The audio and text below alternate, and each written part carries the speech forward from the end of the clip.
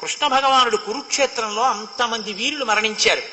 పేరు పేరు పేరు పేరు పేరు పేరు చెప్పించి ఉభయ వంశాల వాళ్ళని, ఇటు పాండవులు అటు కౌరవులు, అటు ధృతరాష్ట్రుడిని కూర్చోబెట్టారు, ఇటు ధర్మరాజు గారిని కూర్చోబెట్టారు. చనిపోయిన ఒక్కొక్క వీరుడి పేరు చెప్పేవారు. నీకు చెందినవాడా, నీకు చెందినవాడా, ఎవరో అక్కడికి చెందినవాడు అనేవారు. నువ్వులు నీళ్లు విడిచిపెడుతుండేవాడు ఇటు ధర్మరాజు గారు కానీ అటు ధృతరాష్ట్రుడు కానీ. ఇద్దరూ నా వాడు కాదన్నవాడు ఎవరో తెలుసా అండి?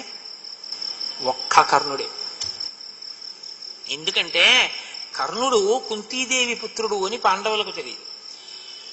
ధృతరాష్ట్రుడు అన్నాడు నా సంబంధీకుడు కాడన్నాడు, ధర్మరాజు అన్నాడు నా సంబంధీకుడు కాడన్నాడు. ఇద్దరూ నువ్వులు నీళ్లు వదలమన్నారు. అప్పుడు బయటపడింది కుంతి, నా పుత్రుడేనయ్యా, ఆఖరికి ప్రాణం కూడా పోయింది నేను ఇల్లు అడిగినందుకు, నువ్వులు నీళ్లు కూడా దక్కవా నా కొడుక్కి, నా కొడుకే వదలండి అంది. ఎంత పని చేశావమ్మా, నా అన్నని నాతో చంపించేశావు, ఒక ఆడదాని నోట రహస్యం దాటితే ఇంత ప్రమాదం వచ్చింది కాబట్టి నువ్వు గింజ నానినంతసేపు ఆడదాని నోట రహస్యం దాగకుండా కాక అన్నాడు ధర్మరాజు గారు.